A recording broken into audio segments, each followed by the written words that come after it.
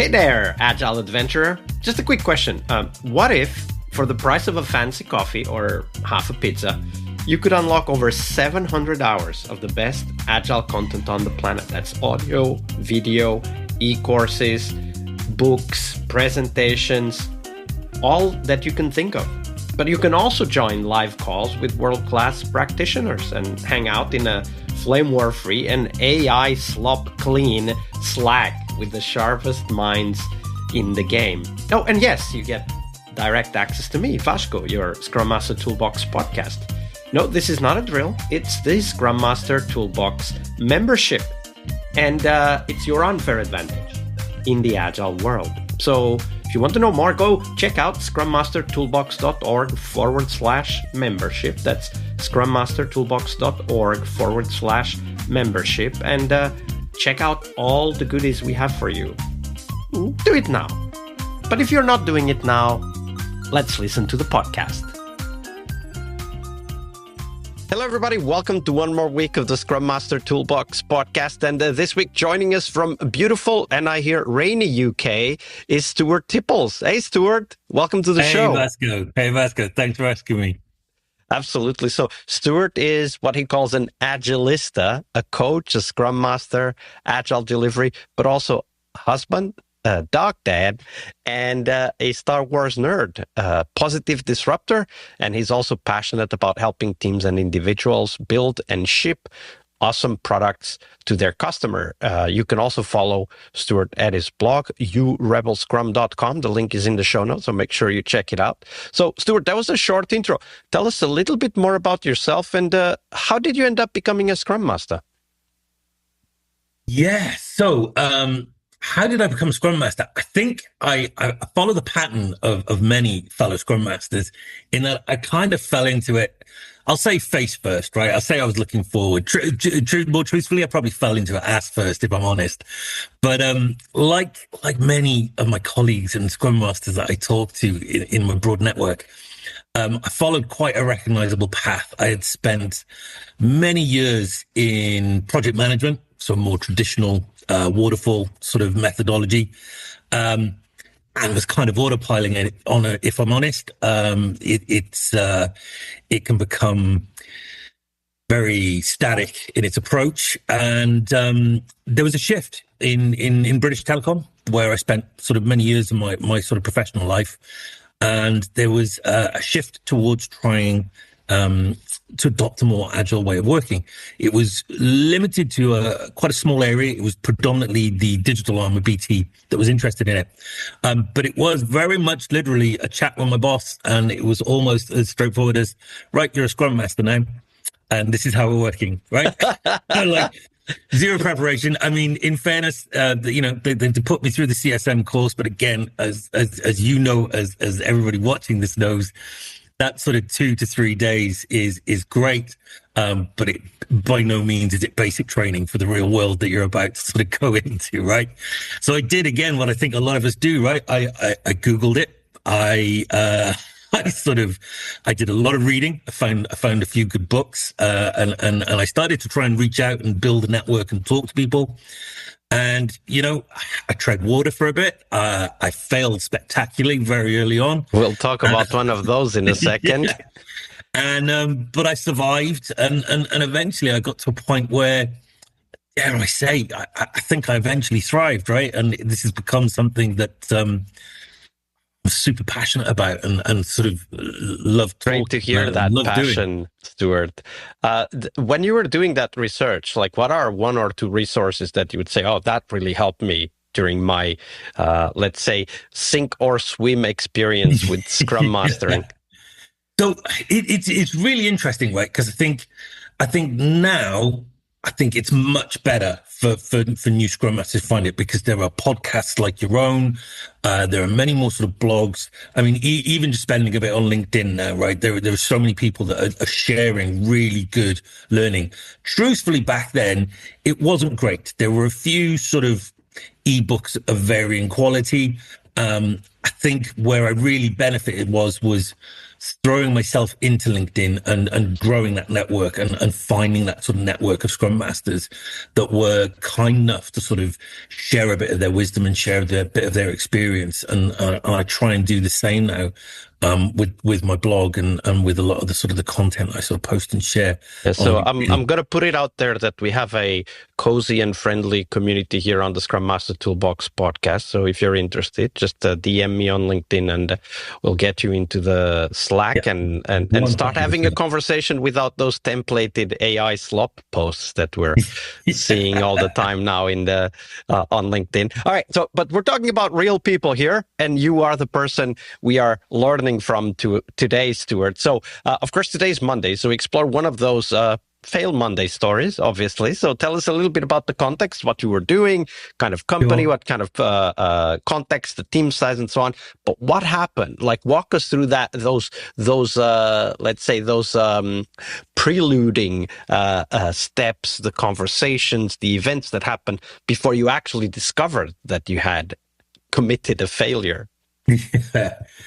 So I think for this example, because certainly from my early days, there's many that I could draw from, right? But I think what was interesting about this particular example was that from the surface and on the face of things, everything seemed fine. I mean, it was literally the meme, right? It was the dog sat in the room with the burning background, right? That's where I was at. So I'd been asked to join a team. They were newish. They had a Scrum Master that had moved on. So like I joined and they kind of had Scrum down, right? You know, they were using Jira. We had Jira tickets. The tickets made reasonable sense. The agile events were taking place. You know, they were even having their retrospectives, which is we all know that's the first thing to sort of go in the bin when teams feel pressure.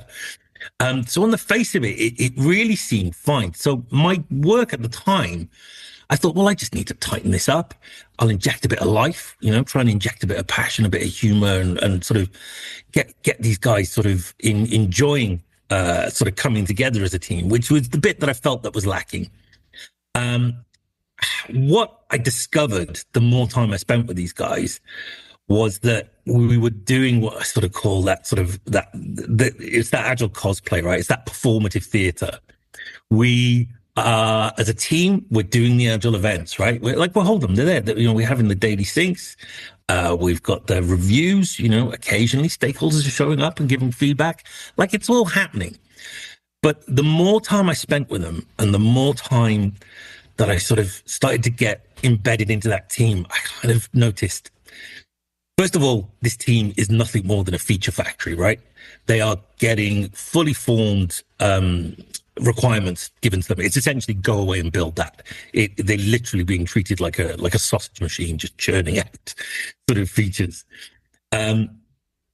Nobody was questioning it either. So there was none of this, you know, is this the right thing? Does this offer the right value? It was that sort of automated sort of zombie Scrum. What I guess the lesson that I took away from this is, and it took me a while to get to because I kind of let them down. I noticed it a bit too late and it was really difficult to sort of resolve. We did kind of resolve it, but it was less than ideal because there was a personnel change. People shifted in and out of the team. So it was almost like we were restarting anyway because we sort of had to sort of swap out a few of the sort of the key players. But I guess my big takeaway from that, and one that I took away to every other team I worked with, Agile isn't what you do. It's how you and the team think. So Scrum is great. It's a brilliant Lightwork framework, and I am going to shout its sort of benefits from the rooftops, but it's not enough. In this situation, no amount of Scrum is going to rescue this team. It's about understanding the right mindset. It's about understanding how people are thinking, how people are feeling. Because essentially, as I say, it was just very expensive performative theater. So when you think about that story and probably similar stories that you've witnessed since then, what is the kind of actionable advice you have for us, right? Like for Luke, Yeah. our faithful Scrum Master out there, probably struggling with this very same situation right now. What could Luke do in order to figure out what the next step might be and potentially unblock the situation? I think, and this was kind of my approach, and it can seem a bit counterintuitive, but my guidance is ditch the rule book, right? The Scrum, whatever sort of framework you're using, it's there as a guardrail, right? It's the people that you need to spend the time with. It's building the team. It's understanding what motivates them individually. It's about understanding what motivates them collectively. If I could do that team again, the amount of effort I put into making sure that we were running super slick, that we were running Scrum by the book, throw it out the window. And ultimately, that's kind of what I did. Once we had the new players in, I spent proportionately probably 20% amount of my time was on the framework, and 80% of my time with that team was around coaching sort of values and principles and getting the right mindset in place. The agile events, the agile rituals, however we want to refer to them, it's enough that it can be just a super light guardrail. Now, ultimately, you have to know the rules before you can break them. So as a Scrum Master, make sure that, you are confident doing that. But yeah, as counterintuitive it is, throw the rule book out the window. Focus on people. People are messy, chaotic, and it's really, a framework is not going to fix individuals, right? It's not even a sticky plaster on them, right? You need to sort of build those human relationships and lean into that sort of coaching element of your role as a Scrum Master. And be the supporting element for the team to break the rules, right? Because they can't just break the rules. Because, of course, they'll be criticized for it. But exactly. if we help them through the process, maybe do small experiments, change some small things, for example, invite the product owner to present what they're working on during the sprint so that they know what's coming up and give some feedback before the quote unquote requirements are fully formed and so on and so forth. There are many small things we can do that help to get out of the, you called it zombie Scrum. I think that's a great term. Yeah, totally. And it's about, it really leans hard into sort of Scrum Master as servant leader as well, right? Because you have to display the qualities that you want your team to emulate, which means you do have to sort of show courage to sort of stand up to the status quo and sort of say, look, we're not going to do that. We're not focusing on that right now. That'll come after. Absolutely. And there's a whole deep discussion here around trust. How you build your credibility. But that's a different question, right? Yeah, and that might be a different episode. But for this day, Stuart, thank you very much for sharing that story. No worries. All right, I hope you liked this episode. But before you hit next episode, here's the deal. This podcast is powered by people like you, the members who wanted more than just inspiration. They wanted real tools and real connection to people who are practicing Agile every day. We're talking access to over 700 hours of Agile Gold, CTO level strategy talks, summit keynotes, live workshops, e-courses, deep dive interviews, books, and if you're into No Estimates, we got the pioneers of No Estimates in those deep dive interviews as well. Agile business intelligence, creating product visions, coaching your product owner courses, you name it. You'll get invites to monthly live Q&As with Agile pioneers and practitioners, plus a private Slack community, which is free of all of that AI slop you see everywhere, and of course, without the flame wars. It's a community of practitioners that want to learn and thrive together. It's the best place to connect with community and learn together. So if this podcast has helped you before, imagine what you will get from this podcast membership. So head on over to scrummastertoolbox.org/membership and join the community that's shaping the future of Agile. And we have so much for you.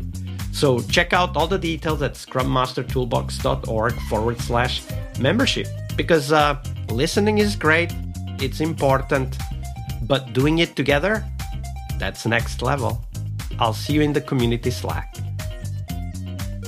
We really hope you liked our show. And if you did, why not rate this podcast on Stitcher or iTunes? Share this podcast and let other Scrum Masters know about this valuable resource for their work. Remember that sharing is caring.